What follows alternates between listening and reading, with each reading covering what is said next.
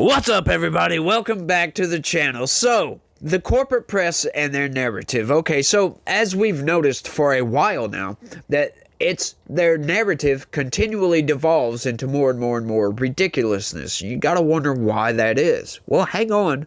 You gotta one-up yourself all the time because it's got to separate itself from reality further and further and further as it goes. Why? Because, well, you're trying to push a narrative that's divorced from reality. It doesn't make any sense.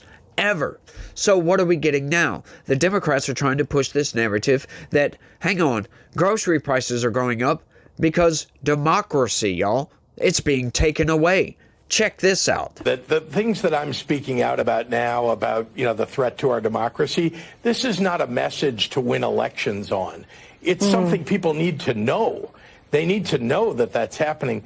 But, if you talk to 100 people, knock on 100 doors, and I've knocked on an awful lot of doors running for office, and you say to people, democracy is at risk, nobody knows what that looks like. They've never experienced it before. Yeah. And the reality is what people need to hear about is what the effects of that are. The prices at the grocery store are going up because democracy is being taken away. The impact on you in terms of your health care, 770,000 people in Illinois will lose health care as a result of what Donald Trump and Elon Musk and the Republican Congress are doing right now. It's a danger to your way of life. And that's what people need to understand. It's all about affordability. It's all about how you can, make it just a little bit easier for people every single day to live their lives. And they're taking that away from you. That is what it's like to have democracy taken away. So we need to bifurcate between educating people about democracy being taken away and talking to people about what the message ought to be about why they need to vote for Democrats. What they're basically trying to get at here is let's continue spending in a deficit. Let's continue printing money and devaluing the dollar and destroying this country because you want to be comfortable, right? We've got some hard truths to get to in this country, y'all, and it's not going to be easy, right? What Donald Trump is doing right now is trying to save this country the best way that he can. Turn this country around, get us back on track, balance the budget. Let's be fiscally responsible. We cannot continue down this path that we've been going for the past 20, 30 years, right? Ever since they balanced the budget back in the 90s. Hey, woohoo, they did a good job. How come they couldn't continue doing that same thing, balancing the budget every year, not spending in a deficit, continually raising the debt ceiling, devaluing the dollar, causing inflation to go up, right? All to give you health care, all this other nonsense to make your life easier. Well, the government, I'm sorry, the government never comes in and makes anything easier, not in this country, right? I've been getting a lot of viewers from outside this country, and look, to all you guys, right? I don't know what goes on outside the United States. I focus mostly on U.S. politics, right? Whatever happens in your country, I don't know about it, right? So when I argue from my points, that's what I'm arguing is from a United States perspective. And what goes on in this country is currently the administration, the previous administration and Democrats, they're trying to destroy this country to give you health care and free food and all this other stuff. And we just don't have the ability to do that currently. We're just not on track to do that. And these people are insane. Oh, grocery prices are going up because of what Elon Musk and them are doing right now.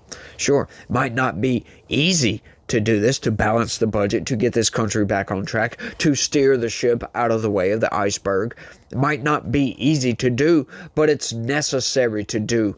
Otherwise, we're going to go bankrupt. When we go bankrupt, yeah, the economy is going to collapse in this country, and we're going to turn into the Soviet Union. And this experiment, this freedom that we enjoy, is going to go bye-bye quickly because we're going to turn into some autocratic nation, right? Some autocratic state, because that's generally what happens when countries fall apart.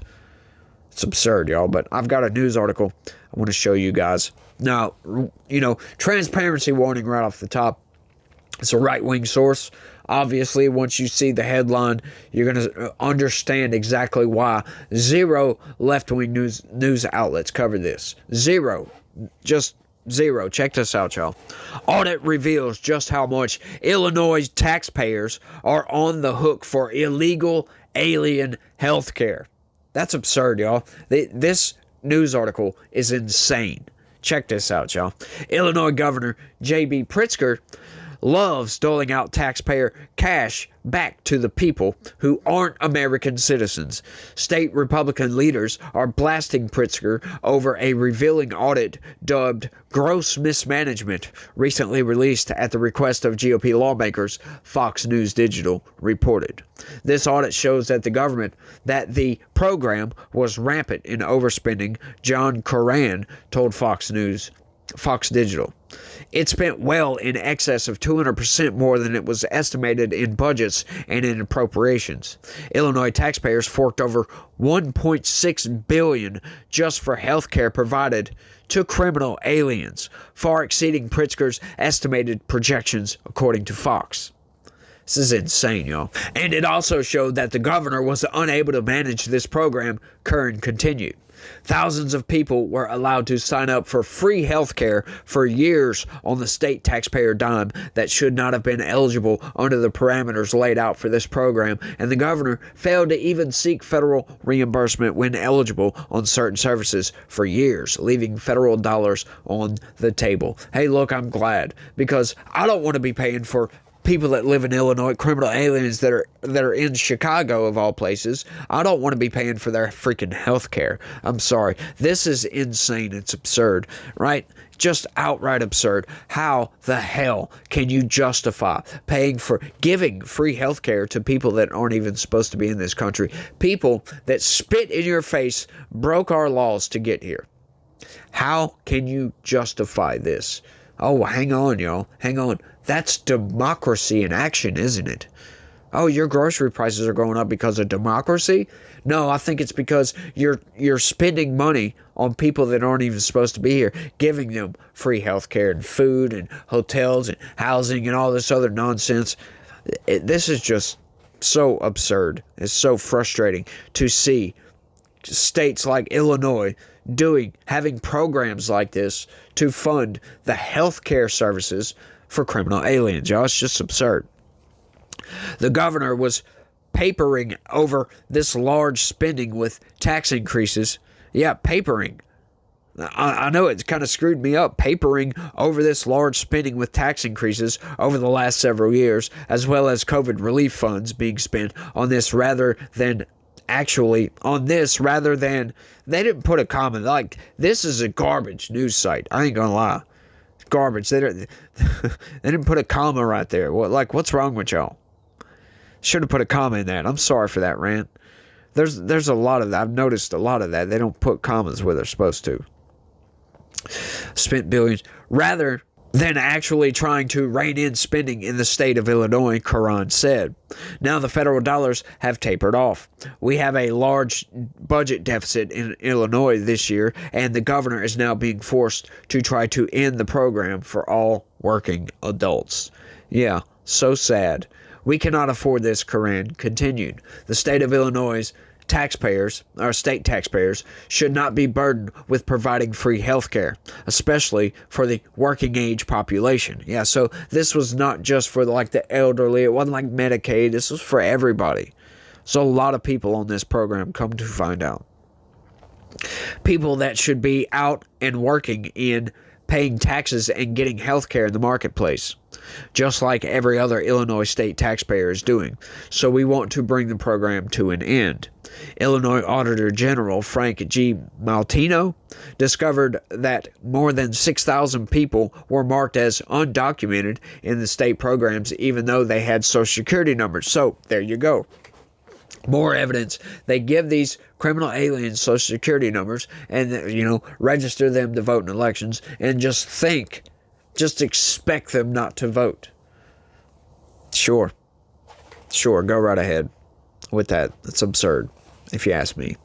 Some of these individuals might actually be legal permanent residents who qualify for Medicaid, which would allow the state to receive federal money to cover their health care. In other words, what they mean is green card holders. Like, even still, I don't care if you're not a citizen of this country, you do not deserve entitlement programs, for crying out loud. Even if you're going to be, how about you just wait until you become a citizen before you get some sort of entitlement program? I don't care if you're paying taxes. Right? If you're a non-citizen working in this country, you shouldn't have to pay Medicare taxes, Social Security taxes. You shouldn't have to pay none of those taxes, because especially if you don't receive those services, right? That's what I would think. But, that's not how that works, apparently. Illinois checked 94 of these cases and found that 19 of them were legal residents, not non-citizens, and should have been classified correctly. Nearly 700 people in the program's senior health division were under the age of 65, the audit found, while nearly 400 enrollees were found to have been in the country for more than 5 years, making them eligible for Medicaid. So, now the state can seek reimbursement from the federal government, putting all American taxpayers on the hook, right? This is just absurd, and why do we do this kind of nonsense, y'all?